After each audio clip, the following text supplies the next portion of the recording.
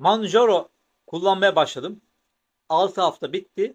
Yaşadıklarımı anlatacağım. Ama önce iki konudan bahsetmem gerekiyor. Birincisi, bu bir reklam değildir.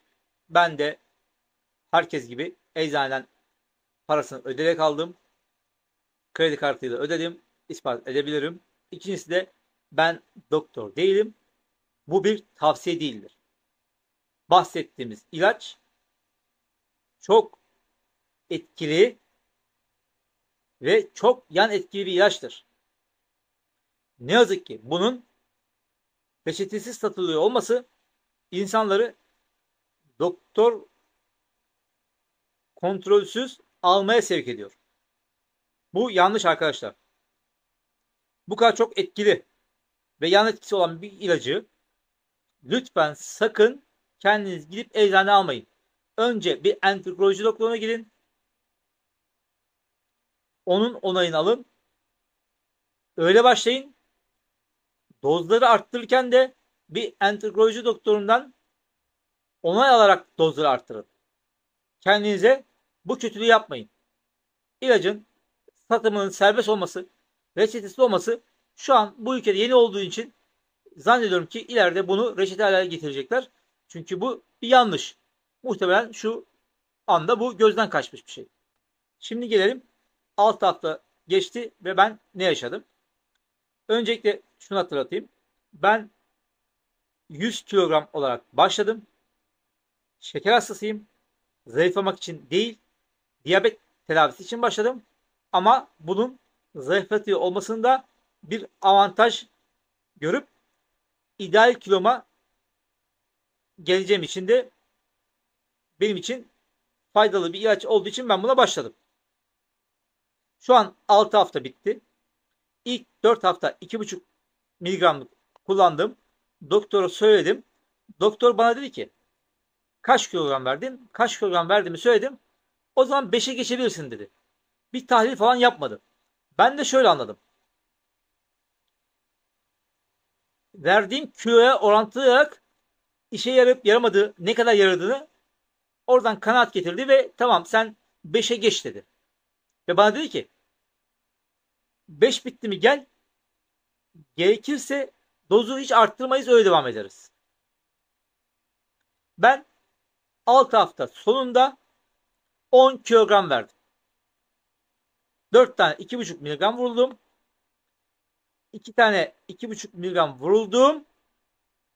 Bugün 3.'yü vuruldum. Yani bugün 7. haftamız başlıyor. Ben yan etkilerden hiçbir şey görmedim demiştim. Sadece hafif bir ishal var ama rahatsız etmeyecek gibi demiştim. Yani tuvaletim biraz daha sıvı gibi ama yumuşak demiştim.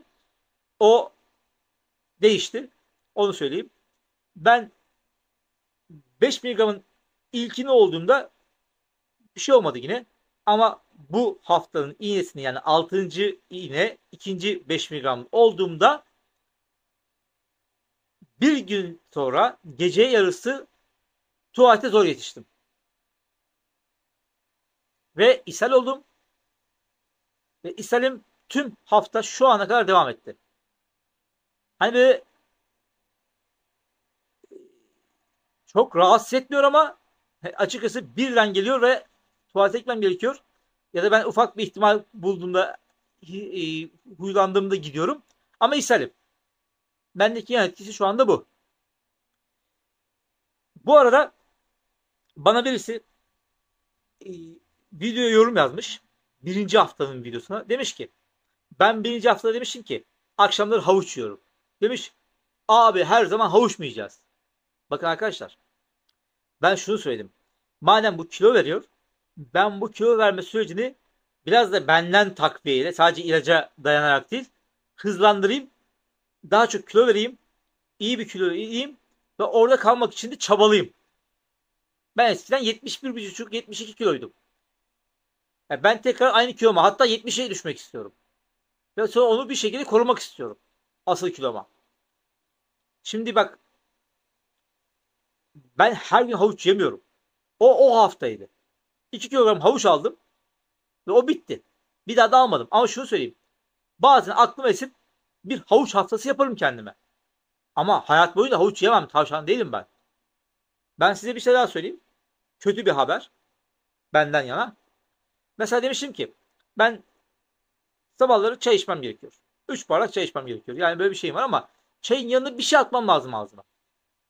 Yani böyle bir şey atmam lazım. Çözüm ne bulmuştum ben? Ufak bir kavanoza demiştim şey doldurdum. Ceviz, çiğ badem, çiğ fındık, çiğ yer fıstığı. Ben öyle çok kuru yemiş seven birisi değilim. Böyle yani normal kuru yemiş çok alıp seven birisi değilim. Böyle bindi bir alıp yiyen bir adamdım. Yani şu an ne oldu? 6 hafta oldu. Şu an kuru yemişten tiksindim. Ben kavrulmamış alıyorum. Çiğ alıyorum. Hani kavrulmuş olsa bir tuzlu fıstık falan olsa yanında bilmiyorum. Hatta bugün bir pakette şey aldım yani. Antep fıstığı şekillendireyim biraz diye. Normalde Antep fıstığı yok yani bu şeker hastasının ya da zayıflamak isteyenin tüketecekler arasında yok ama ben de sıkıldım yani açıkçası. Biraz tuzlandırayım, biraz tatlandırayım istedim ama yani olmuyor. Açıkça söyleyeyim yani insan o çayın yanına bir parça simit ister. Bir tane kurabiye ister. Bir tuzlu bir şey ister. Tadı olsun diye yani. Doymak için değil. Tadımlık. E, Mesela ben tiksindim şu anda kuru yemişten. Bayağı tiksindim yani. Alternatifini düşündüm. Hani bu paketli satılan mısır patlakları var ya. Tamam yağsız ama mısır da zararsız. Hem diyabet için konuşuyorum hem kilo vermek için konuşuyorum. Tamam mısır zararsız. Ama şimdi o da yas yapmışlar incecik bir disk haline getirmişler. Keçin içinde kimyasal bir şeyler vardır ama bilmiyorum. Kesin zararlı bir şeyler vardır ama o kadar da artık yapmayacağım. O kadar inceleyemeyeceğim. Yani yarın marketten alacağım bir. Kahvaltıda arada ondan da yiyeyim diye. Ve ilginç bir şey. Araştırdım hiçbir şey bulamadım. Yani doktorlara bakıyorum, profesörlere bakıyorum. İşte şeker hastasını atıştırabilir. Çiğ kuru yemiş. Şeker hastasını atıştırabilir. Çiğ kuru yemiş. Zayıflamak isteyen ne yiyebilir? Atıştırabilir. Çiğ kuru yemiş. Arkadaş ya. İnsan bir ömür çiğ kuru yemiş yiyemez ya. Ben yiyorum ve tiksindim artık yani. Midem bulandı yani. Hatta geçen yer fıstığı aldım. Bana dedi ki kuru yemişçi. Abi emin misin bunu istediğine? Çiğ bu dedi. Kavrulmamış. Evet dedim ben hastayım özellikle alıyorum. Yok abi bazıları istiyor yanlış oldu sonra diyor. Çünkü kötü, tadı güzel değil yani. Hani böyle kavrulmuş olsa yanında bir tuzlu fıstık olsa kavrulmuş fıstık olsa kavrulmuş fındık olsa hani biraz daha tadı albenisi olacak da böyle yaşanmaz. Ben bir şey bilmiyorum. Bilen varsa söylesin. Yani bir de şu var. Ee, Birisi de yazmış ki ekmek yemeden olmaz. Pilav yemeden makarna yemeden olmaz. Enerji gelmez yaşayamayız. Şimdi arkadaşlar ekmek zararlı. Ekmek zararlı. Buna eminiz. Ben yıllar önce Dünya Ekmek Komitesi'ne katılan bir profesör dinlemiştim televizyonda. Sunucu kadın dedi ki hocam bize insanın yemesi en zararlı şeyi söyler misiniz dedi. Adam dedi ki beyaz ekmek. Geçen internette denemesini yapmışlar. Beyaz ekmek, kepek ekmek, çavdar ekmek. Arada çok bir fark yok. Yok yani. Yani onların yeni koyu olması faydalı olduğu anlamına gelmiyor. Diyeceksiniz ki mesela insanlar asırlarca ekmek yedi. Atalarımız ekmek yedi. Arkadaşlar o atalarımızın yediği ekmek ya bizim yediğimiz ekmek aynı değil. Varsın ki ben ne yiyordum? Ekşi mayalı tam buğday ekmeği yiyordum. Değil arkadaşlar değil işte değil. Çünkü hem un aynı un değil hem en büyük zarar maya. Yani illa ekmek yiyeceğim diyorsanız o zaman size şunu tavsiye ediyorum. İnternette bakın. Farklı farklı fırınlar var, markalar var. Reklam yapmıyorum ben. Birçok farkı var. Ekmek yapıyorlar, satıyorlar. Ve yazmış mesela eser miktarda içinde zararlı bir maya yoktur.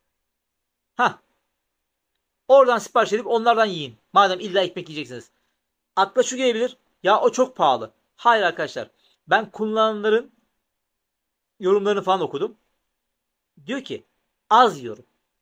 Az yiyince hatta normal ekmekten daha ucuza geliyor. Orada fiyat olarak size pahalı gelebilir de tekil bazda. Ama siz onu aldığınızda tüketim bazında sizi zorlamayacak. Bunu tavsiye edebilirim. Burada bırakalım. Artık bu haftayı tecrübe edip haftaya konuşacağız.